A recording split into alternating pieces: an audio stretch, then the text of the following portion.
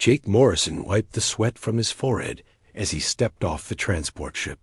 The heat on Draconis Prime hit him like a wall, even through his climate suit. He had been to many strange planets in his 15 years as a scientist, but this one felt different. This one felt dangerous.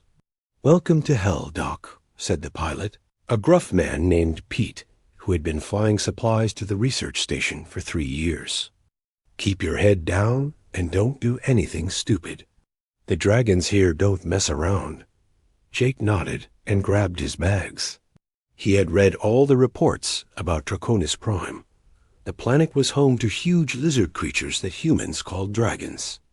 They were smart, possibly smarter than humans, and they did not like visitors. 50 years ago, when humans first came to this world, there had been fights. People died on both sides. Now the dragons lived behind giant force field walls that kept them away from human settlements. The research station sat on a hill overlooking the dragon territory. It looked like a small fort with thick walls and narrow windows. Jake could see the shimmer of the force field barrier in the distance, cutting across the landscape like an invisible wall. Beyond it, purple and red mountains rose into the cloudy. Captain Roy Blake met Jake at the station entrance. He was a tall man with gray hair and tired eyes. "Dr. Morrison, I'm glad you made it safely. We've been without a xenobiologist for 2 months since Dr. Parker left. What happened to her?" Jake asked as they walked through the station's narrow hallways. Blake's face went dark. "She requested a transfer. Said she needed to study something else, somewhere else. Never gave us a real reason why." They passed through several security doors before reaching Jake's new office. It was small, but had a large window facing the dragon territory. Blake noticed Jake looking out the window and shook his head. "Don't get too interested in what's out there, Doc. The barriers keep them on their side, and we stay on ours. That's how it's been for decades, and that's how it needs to stay." Jake unpacked his things and tried to settle in. The other staff members were friendly enough, but they all seemed nervous about something. When he asked questions about the dragons, they gave short answers and changed the subject quickly. That evening, Jake sat in his room reading Dr. Parker's research files. Most of them were standard reports about dragon biology and behavior. But buried in her personal notes, he found strange entries. She wrote about daily meetings and earned respect. She mentioned something called the waiting ritual, but never explained what it meant. One entry caught his attention. They know the barriers don't work. They choose to stay on their side. But why? What are they waiting for? Jake read the line 3 times. The barriers didn't work. That couldn't be right. The force fields were the most advanced technology humans had. They were supposed to be completely effective at keeping the dragons contained. He fell asleep with questions spinning in his head. The next morning, Jake woke up before dawn. He couldn't sleep anyway, so he decided to make coffee and watch the sunrise from his office window. As he sat with his steaming cup, the first light began to paint the mountains gold and red. Then he saw them. 3 enormous shapes moved across the landscape beyond the barrier. At first, Jake thought they were vehicles or machines. But as they came closer, he realized what he was seeing. Dragons. Real, living dragons walking straight toward the force field. Jake held his breath as the creatures approached the barrier. He expected them to stop, to be blocked by the invisible wall. Instead, they walked right through it like it wasn't there at all. The dragons were massive, each one the size of a small building. Their scales caught the morning light and seemed to change color as they moved. The largest one had deep purple and red markings across its back. Its eyes were golden and bright with intelligence. The 3 dragons stopped exactly 50 meters from the research station. They arranged themselves in a line facing the building, and then they simply sat down and waited. Jake's coffee cup slipped from his hand and shattered on the floor. He pressed his face against the window, staring at the incredible sight. The dragons were just sitting there, patient and still, like they were waiting for something specific to happen. What in the name of all that's holy ... Captain Blake's voice came from behind him. The captain had rushed into the office after hearing the crash. They walked through the barrier, Jake whispered. They just walked right through it. Blake moved to the window and looked out at the waiting dragons. His face went pale. This happens every day, he said quietly. Every single day for the past 3 years. They show up at dawn, wait for exactly 4 hours, then leave. Every day? And nobody reported this? Command knows. They told us to ignore it. Said as long as the dragons don't attack or come closer, we should pretend it's not happening. Jake stared at the captain. Pretend it's not happening? These creatures can bypass our most advanced defenses whenever they want, and we're supposed to ignore it? That's the order, Doc, and I suggest you follow it if you want to keep your job. But Jake couldn't ignore it. He spent the morning watching the dragons through his binoculars. They barely moved, just small shifts in position as the sun climbed higher. The largest dragon seemed to be watching the research station as intently. As Jake was watching it dot, at exactly 4 hours after sunrise, the dragons stood up. They looked at the station for a long moment, then turned and walked back toward their territory. Jake watched them disappear into the distance, passing through the barrier again without any trouble. He spent the rest of the day asking questions. The other researchers confirmed Blake's story. The dragons had been doing this every day since Dr. Parker's 2nd year at the station. Nobody knew why. Nobody had tried to communicate with them. Parker used to watch them too, said Dr. Amy Wright, the station's geologist. She became obsessed with them near the end, always asking questions, always trying to figure out what they wanted. Did she ever try to make contact? Amy looked around nervously. I don't know for sure, but sometimes she would leave the station early in the morning and come back a few hours later. She never said where she went. That night, Jake couldn't sleep. He kept thinking about the dragons and their daily ritual. What were they waiting for? Why did they come to the exact same spot every day? And why had Dr. Parker left so suddenly? He went back to her notes and read them again more carefully. Hidden between the official reports, he found a pattern. Her writing changed over time, becoming more personal and less scientific. She stopped calling them subjects and started referring to them as the Cathver. She wrote about their intelligence, their patience, their dignity.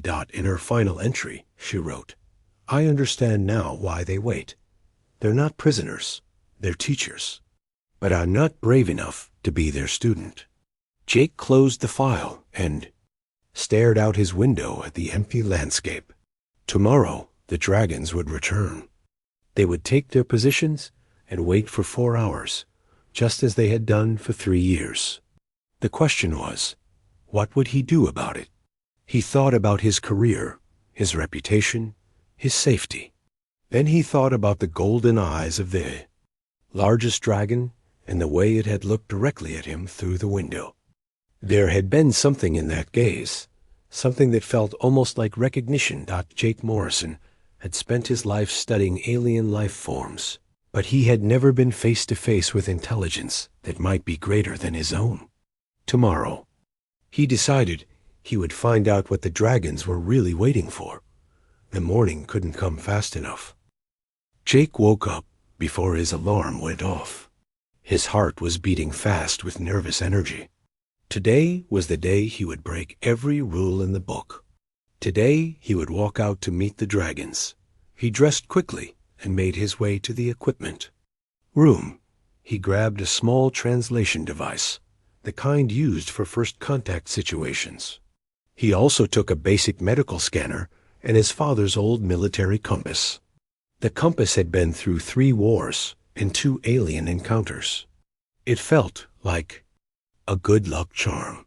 The hallways were quiet. Everyone else was still asleep. Jake made it to the main exit without being seen. He paused at the door, his hand on the control panel. Once he stepped outside, there would be no going back. Captain Blake would probably have him arrested. Command would definitely fire him. But the questions were eating him alive, and he had to know the truth. The morning air was cool and dry. Jake's boots crunched on the rocky ground as he walked away from the station. The force field barrier shimmered about 100 meters ahead. Beyond it, he could see the 3 dragons in their usual positions. They were already watching him. Each step felt heavier than the last. Jake had studied dangerous alien species before, but always from a safe distance. These creatures were huge enough to crush him without effort. They were smart enough to outsmart human technology. And he was about to walk right up to them with nothing but a translator and his own courage. Barrier felt warm as he passed through it. There was a slight tingling sensation, like walking through a cloud of static electricity. On the other side, the air seemed different. It smelled of earth and something else, something ancient and wild. The dragons watched him approach, but didn't move. The largest one, with the deep purple and red scales, kept its golden eyes fixed on Jake. Up close, the creature was even more impressive. Its scales looked like polished metal that shifted color in the light.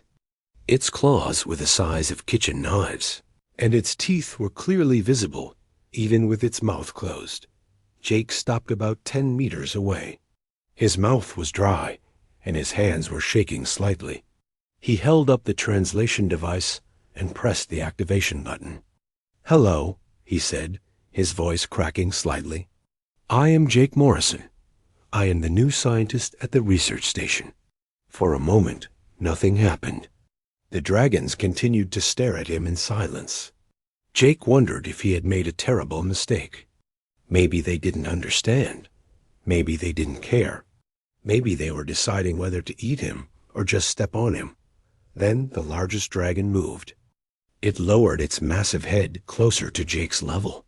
When it spoke, the words didn't come from the translation device. They came directly into Jake's mind, clear and warm, like a voice speaking right next to his ear. "We know who you are, Small. Builder. We have been waiting for you." Jake nearly fell backward in surprise. The voice in his head was nothing like he had expected. It was old and patient, like a grandfather talking to a child. There was kindness in it, and wisdom, and something that might have been amusement. "You can speak directly to my mind?" Jake asked out loud. "It is not speaking as you understand it. It is sharing of thoughts and feelings. Your kind has the ability, but you have not learned to use it properly." Jake felt a strange sensation, like someone gently touching his thoughts. It wasn't unpleasant, just different. Through this mental connection, he could sense the dragons' emotions. There was curiosity there, and interest, but no hostility at all. "What do you call yourselves?" Jake asked. "We are the Kethver. It means those who remember. We carry the memories of our ancestors within us, back through countless generations. And you've been waiting for me, but I just arrived yesterday." The dragon that Jake was beginning to think of, as Crimson seemed to smile, though it was hard to tell with a reptilian face. "We have been waiting for someone like you, someone who would come to us instead of hiding behind walls and barriers." One of the other dragons moved closer. This one was smaller, with silver highlights on its dark scales. Through the mental connection, Jake sensed that this was a younger individual, though still probably centuries old. "Your predecessor came to us as well," the silver dragon said. "She brought knowledge of your people, and we shared knowledge of ours. The exchange was valuable to both sides." "Dr. Parker? She came out here to meet you?" "Many times. She was curious about our ways, and we were curious about hers. But fear grew stronger than curiosity in her heart, and she chose to leave." Jake felt a wave of understanding. Dr. Parker hadn't requested a transfer because she was bored or wanted a new challenge. She had left because she was scared of what she had discovered. She had made contact with an alien intelligence that was probably far older and more advanced than humanity, and it had frightened her. "What kind of knowledge did you share?" Jake asked. Crimson's eyes seemed to grow brighter. "Sit, small builder. This will take time to explain properly." Jake sat down on a flat rock. The dragons arranged themselves around him in a loose circle. It should have been terrifying, being surrounded by creatures that could kill him easily. Instead, it felt oddly comfortable, like sitting around a campfire with old friends. "Your people think we are prisoners here," Crimson began. "You believe. Your barriers contain us, keep us from harming your settlements. This is not true. We stay in this territory because we choose to stay. The barriers mean nothing to us." "Then why don't you leave? Why stay in one area when you could go anywhere?" "Because we made an agreement with the first humans who showed us respect. Your predecessor Parker was part of this agreement. And now, perhaps, you will be as well." Jake felt another gentle touch in his mind. Suddenly, images began to flow through his consciousness. He saw the arrival of the first human ships 50 years ago. He watched the early meetings between humans and dragons, meetings that started with wonder and curiosity on both sides. Then he saw the fear and misunderstanding that led to violence. Humans who saw the dragons as monsters to be killed or captured. Dragons who defended themselves with devastating effectiveness. The images showed battles that left scars on both species, physical and emotional scars that took decades to heal. "We could have driven your people away," the silver dragon explained. "Our technology is older and more advanced than yours. Our understanding of this world is deeper. But we chose cooperation over conquest." "Why?" Jake asked. "Because your species offers something ours does not have. You create stories that never happened. You imagine futures that do not yet exist. You dream of impossible things and then make them possible. This fascinates us." Jake spent the next 3 hours sitting with the dragons, learning about their culture and sharing stories about his own. He told them about Earth, about human literature and music and art. They told him about their genetic memory system, how each dragon was born with the accumulated knowledge and experience of their entire family line. The mental communication grew easier as time passed.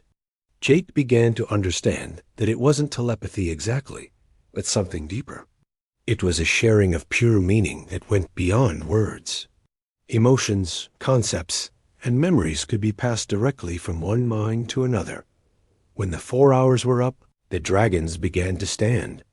"You will return tomorrow?" Crimson asked. "Yes," Jake said without hesitation. "I have so many more questions. And we have much more to share. But be careful, small builder. Your own people may not understand what you are doing here." Jake walked back to the research station with his mind spinning. He had made contact with an alien intelligence that was older and wiser than anything humanity had ever encountered. And tomorrow, he would do it again, not as he passed through the barrier. He realized that his life had just changed completely.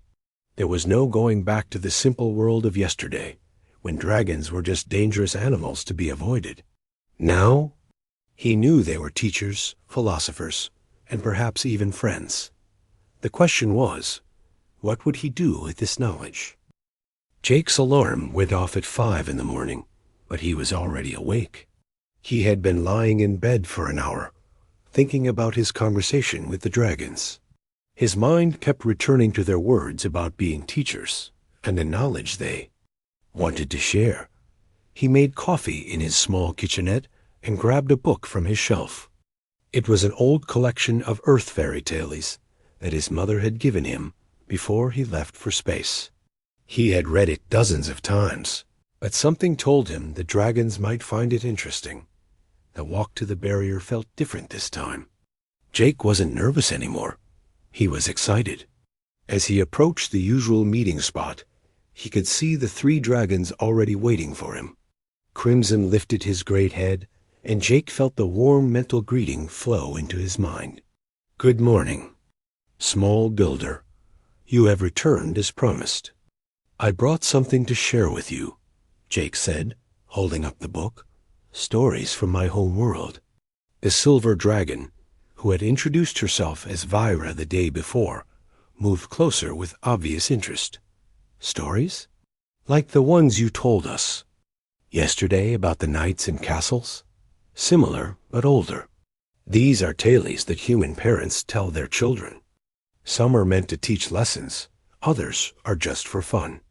Jake sat on his usual rock and opened the book. He began reading the story of Little Red Riding Hood, explaining the words and concepts that didn't translate well. The dragons listened with complete attention, occasionally asking questions about human customs or the meaning behind certain phrases. "Your people create these false memories for entertainment?" asked the 3rd dragon, whose name was Korath.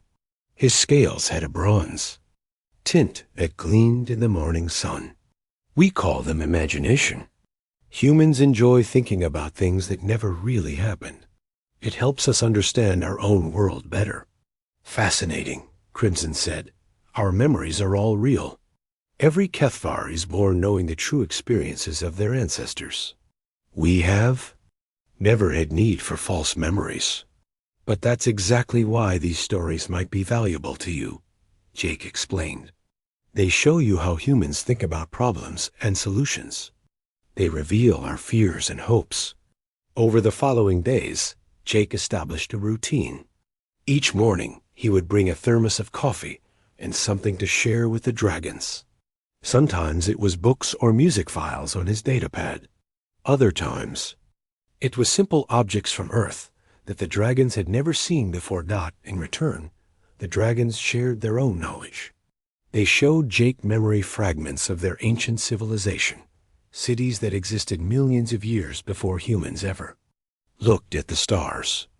They taught him about the complex ecosystem of Draconis Prime and showed him how different species interacted in ways human scientists had never understood. "Your people study our world like it is a machine," Vera explained during one of their sessions. "You look at each piece separately, but everything here is connected. The crystals in the mountains affect the weather patterns. The weather patterns affect the plant growth.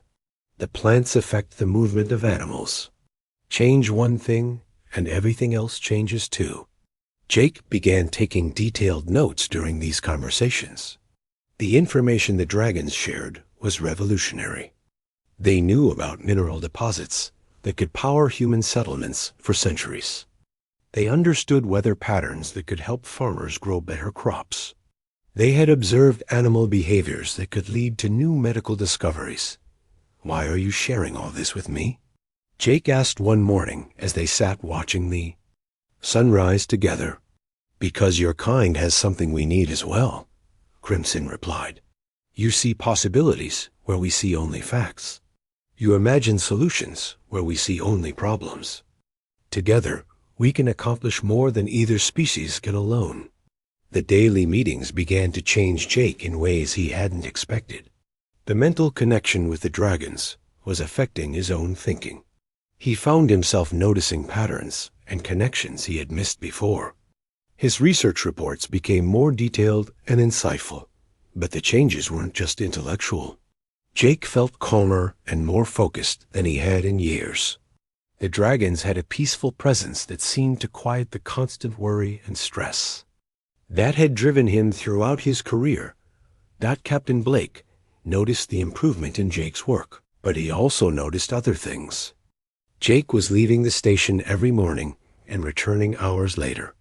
His reports contained information that wasn't available through normal research methods. Most importantly, the dragons had stopped their aggressive behaviors toward human patrols in the area. "Morrison, I need to ask you something," Blake said one afternoon as they reviewed Jake's latest findings. How exactly are you getting this information about the local ecosystem? Jake had been expecting this question for weeks. He had prepared several different answers, but looking at Blake's concerned face, he decided to tell the truth. I've been meeting with the dragons, sir. They've been teaching me about their world. Blake's face went white. He set down the papers and stared at Jake in silence for a long moment. You've been doing what? Making contact with the Kefir. That's what they call themselves. They're not dangerous, Captain.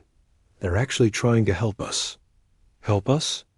Morrison, those creatures could kill you without even thinking about it.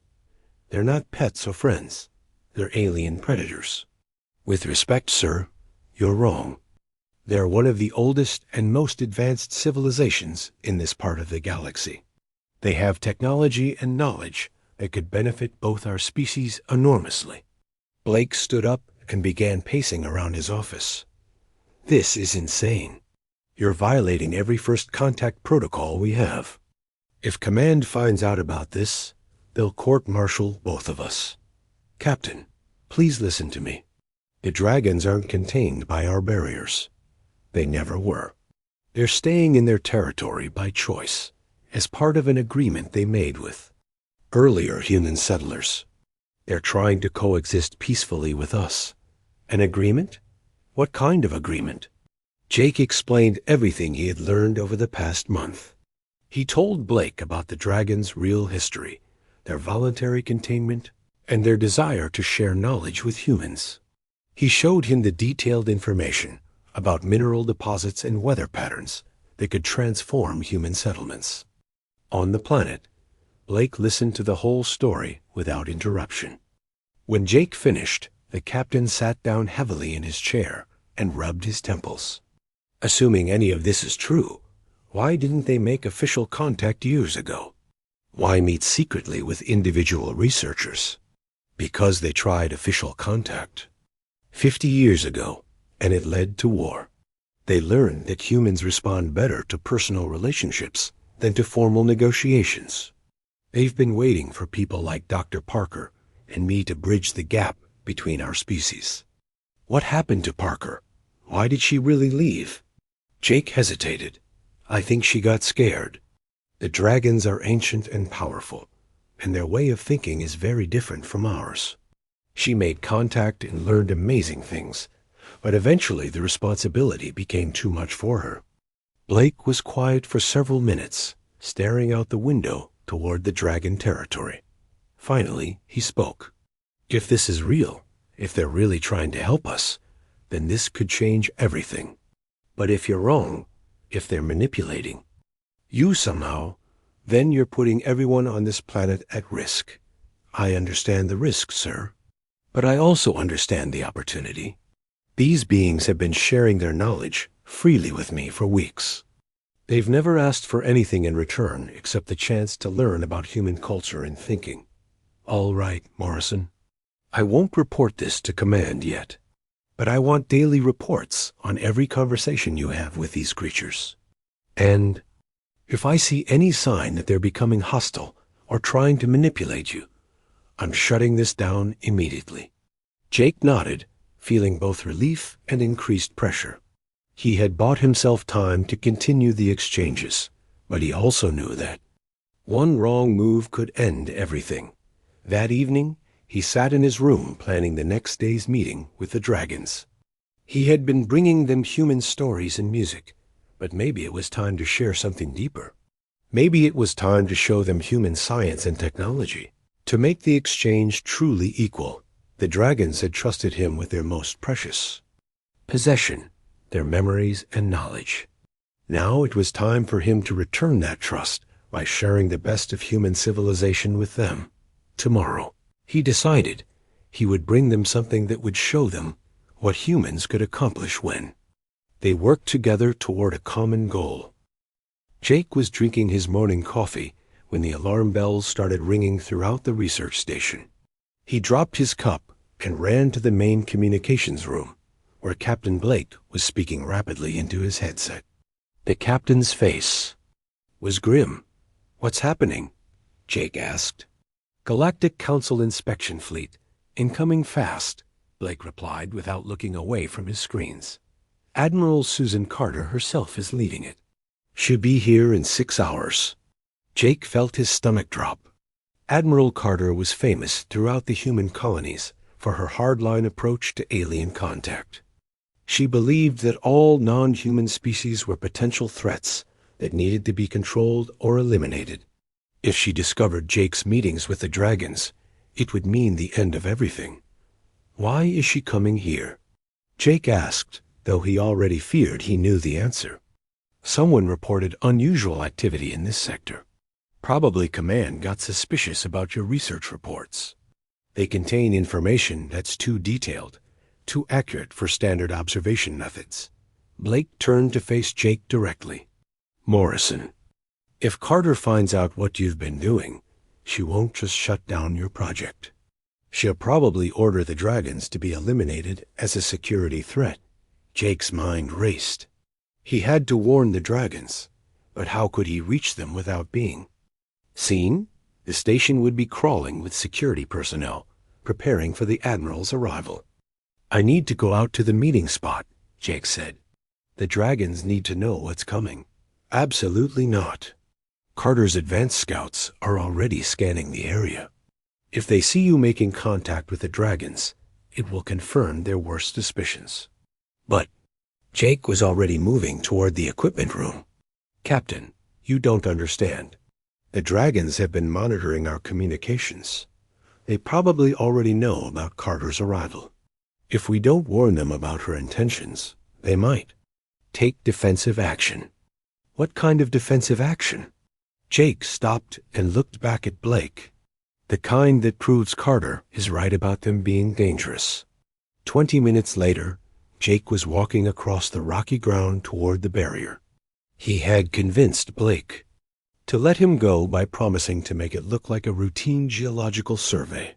He carried a soil sampling kit and wore a standard field suit, but his real mission was to reach the dragons before Admiral Carter arrived.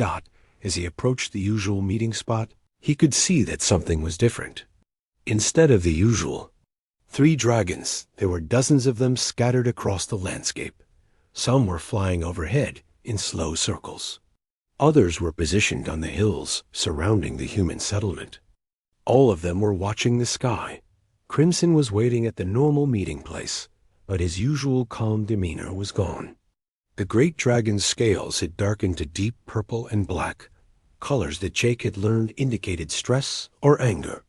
"Small builder," Crimson's mental voice was tense. "Your military leaders come with weapons of war. We can sense their intentions from here." "That's why I came to warn you," Jake said, setting down his equipment. "Admiral Carter doesn't understand what we've built here. She sees only threat and danger. You have to stay calm, no matter what she does." "Calm?" Another voice entered Jake's mind, this one belonging to a dragon he had never met before. "Your people bring ships designed to kill us, and you ask us to remain calm?" Jake looked around and saw a massive dragon approaching from the hills. This one was larger than Crimson, with scars across its face and missing scales on one wing. Its mental voice carried decades of anger and pain. "This is Thane," Crimson explained. "He survived the first wars between our peoples. He has little trust for humans, especially human military forces." "I understand his anger," Jake said, directing his thoughts toward the scarred dragon. "But violence now will only prove that Admiral Carter is right about you being dangerous. It will destroy everything we've worked to build." Thane moved closer, his golden eyes burning with fury. "And what have we built, small builder? Secret meetings? Hidden knowledge? Your people still see us as prisoners behind barriers that mean nothing." "Nothing has really changed. You're wrong," Jake insisted. "Change takes time. Captain Blake is beginning to understand. My reports are reaching people in command who never knew the truth about you before. Change is happening, but slowly." "Not slowly enough," another dragon voice said. Jake turned to see Vera approaching from the opposite direction. Her usual calm was gone, replaced by deep concern. Admiral Carter's ships carry weapons designed specifically to penetrate our natural defenses. She has come here to test them. Jake felt a chill run down his spine. How do you know that? We can sense the energy signatures of their weapons from space, Crimson explained. These are not standard patrol ships. They are warships built to fight us. The situation was worse than Jake had imagined. Carter hadn't come just to investigate unusual reports. She had come prepared for battle. She was planning to use the dragons as test subjects for new military technology. Listen to me, all of you, Jake said, extending his mental voice to reach all the dragons in the area. I know this looks bad. I know it seems like humans can't be trusted. But there are people, like me and Captain Blake, who want peace between our species. If you fight back now, those people will never be able to help you. And if we don't fight back, Thane demanded, if we let your admiral test her weapons on us like laboratory animals, then you prove that you're the peaceful, intelligent beings. I know you are. You show that dragons are better than humans, that you choose wisdom over violence, even when threatened. Jake could feel the mental conversation spreading among all the dragons in the area. Dozens of ancient minds were debating what to do. Some wanted to flee the planet entirely.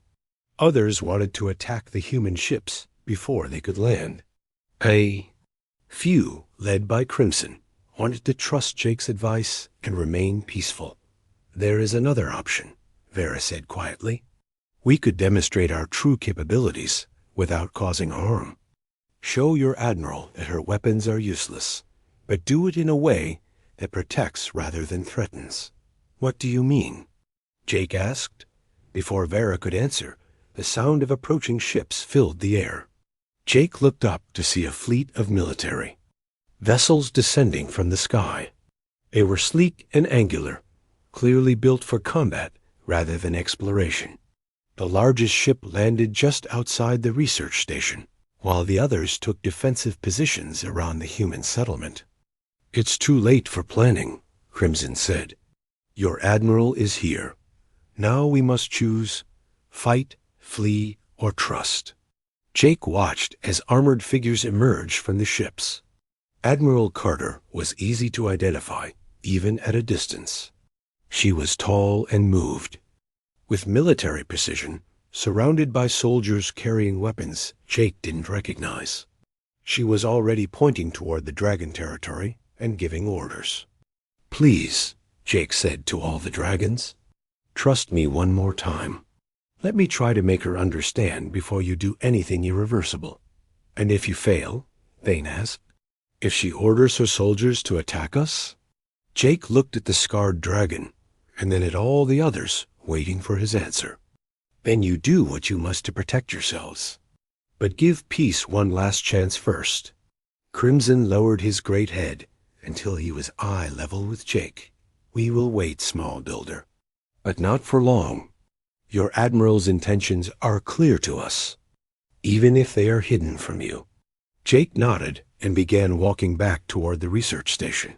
As he moved away from the dragons, he could feel their mental voices fading from his consciousness. For the first time in weeks, his mind felt empty and alone. Behind him, dozens of dragons watched and waited. Ahead of him, Admiral Carter was preparing to test weapons designed to kill those same dragons. And somewhere in between, Jake carried the fragile hope that intelligence and compassion could triumph over fear and prejudice.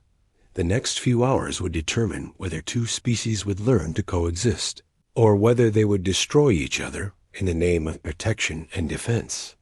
Jake quickened his pace toward what might be the most important conversation of his life. Jake reached the research station just as Admiral Carter was finishing her inspection of the facility. She was a stern woman with short gray hair and cold blue eyes that seemed to see everything as a potential threat. When she spotted Jake approaching, she walked directly toward him with purpose. Dr. Morrison, I presume? Her voice was sharp and commanding. I'm Admiral Carter. I need to speak with you immediately about your research activities. Jake tried to keep his expression neutral. Of course, Admiral. How can I help you? Your recent reports contain detailed information about dragon behavior and biology that shouldn't be possible to obtain through remote observation. I want to know exactly how you're gathering this data. Captain Blake stepped forward before Jake could answer. Admiral, Dr. Morrison has been conducting standard field research within approved safety parameters. His methods are unconventional but effective. Carter's eyes narrowed. Unconventional? Captain, these reports describe dragon social structures, communication methods, and territorial behaviors that no human has ever documented before. Either Dr. Morrison has developed miraculous new observation techniques, or he's been making unauthorized contact. Jake felt sweat forming on his forehead, despite the cool morning air. Admiral, I can explain my research methods in detail if you'd like. I've been using enhanced sensor equipment and behavioral analysis software to— Stop lying to me, Doctor. Carter's voice cut through his explanation like a blade. I've been fighting alien threats for 20 years. I know what unauthorized contact looks like, and your reports have all the signs. Before Jake could respond, alarms began sounding throughout the base. A young soldier came running from the communications center with panic in his eyes. Admiral, we have a situation. The dragons are moving. All of them. Carter spun around and looked toward the dragon territory. Jake followed her gaze and felt his heart stop. Dragons were rising into the sky from every direction. Dozens of them, more than Jake had ever seen at once.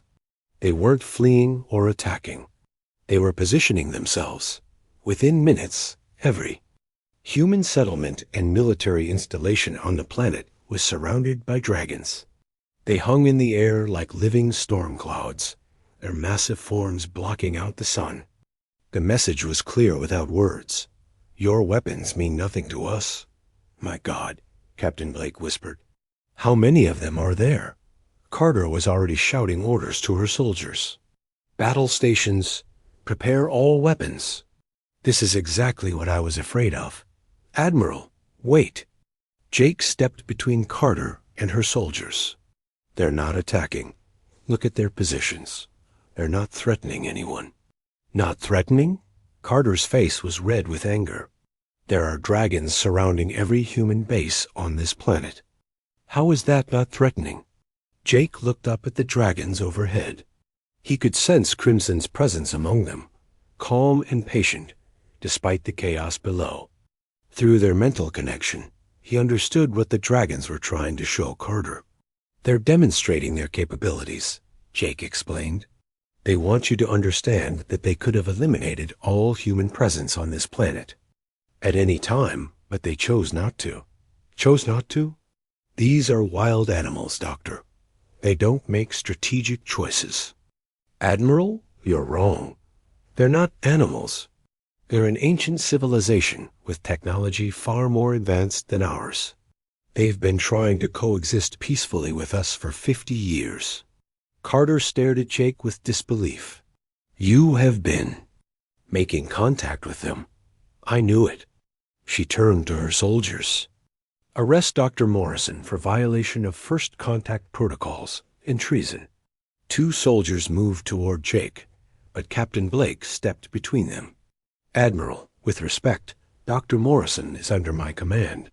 If you want to arrest him, you'll need to go through proper channels.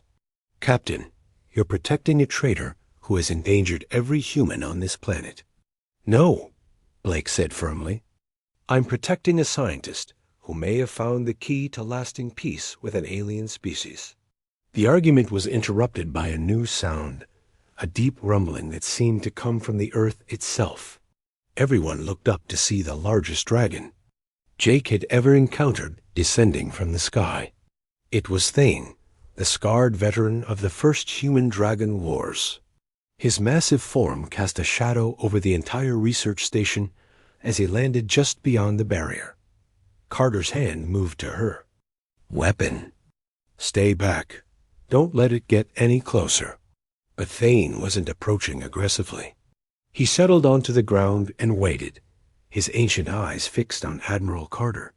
When he spoke, his mental voice was strong enough that every human in the area could hear it, not just Jake. Admiral of the humans, Thane's voice echoed in everyone's minds. I am Thane of the Kethvar. I fought your people 50 years ago. I lost family and friends to human weapons. I have every reason to hate your species.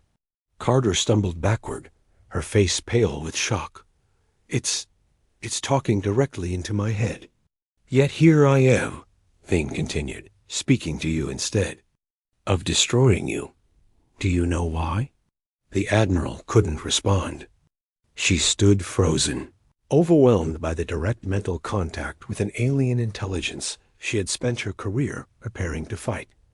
Jake felt Crimson's presence growing stronger in his mind. The great dragon was approaching as well, along with Vera and several others. They landed in a circle around the human station, but kept their distance to avoid appearing threatening. Because Crimson's voice joined Thane's in the mental communication, we learned something from the young human, Jake Morrison. We learned that your species is capable of growth, of change, of choosing wisdom over fear. Admiral Carter looked around wildly, trying to process the reality of multiple alien minds speaking directly to her consciousness. This is impossible.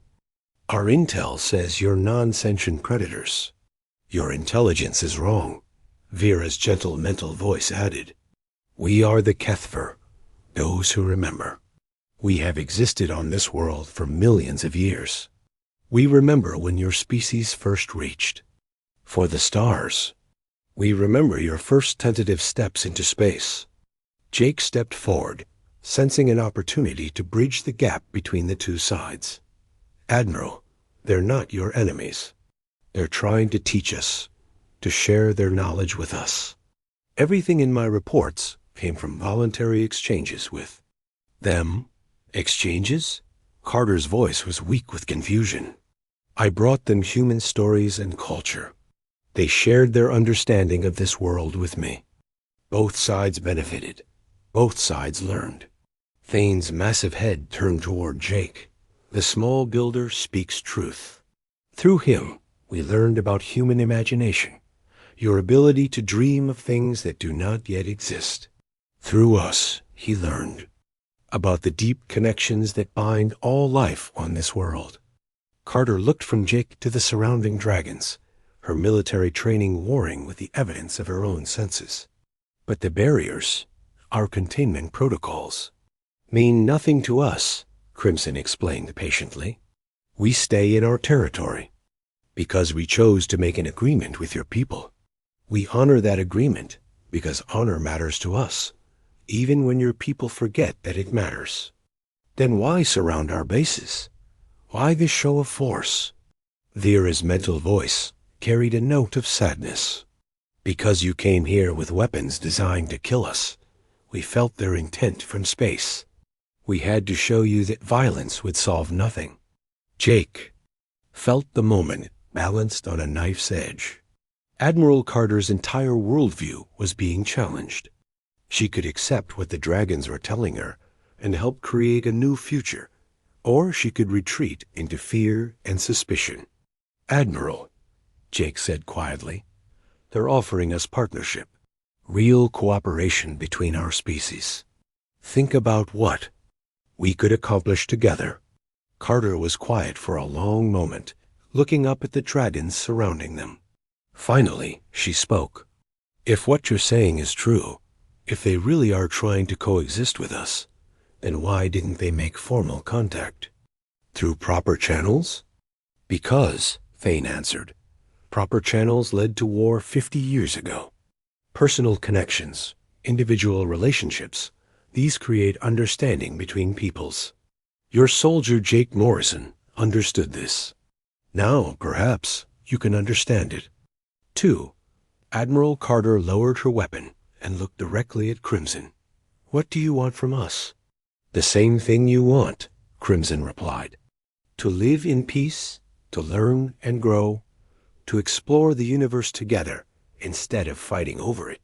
3 months later, Jake stood on the observation deck of the first joint human-dragon research vessel. Through the transparent aluminum windows, he could see both human and dragon scientists working together in the ship's laboratories. The barriers on Draconis Prime had been replaced with shared territories where both species lived and worked side by side. Admiral Carter had become one of the strongest advocates for the new partnership. Her initial fear had transformed into respect and admiration for dragon wisdom and technology. She now commanded a fleet of joint vessels, exploring the galaxy together. Jake felt Crimson's familiar presence enter his mind. The great dragon was standing beside him at the window, watching the stars ahead. Your predecessor was right to begin this, Crimson said. But you were the one who completed it. The barriers meant nothing, small builder. But the daily meetings, the patient building of trust, that meant everything. Jake smiled and took a sip from his thermos of coffee, a habit he had maintained even in space. Where should we explore first?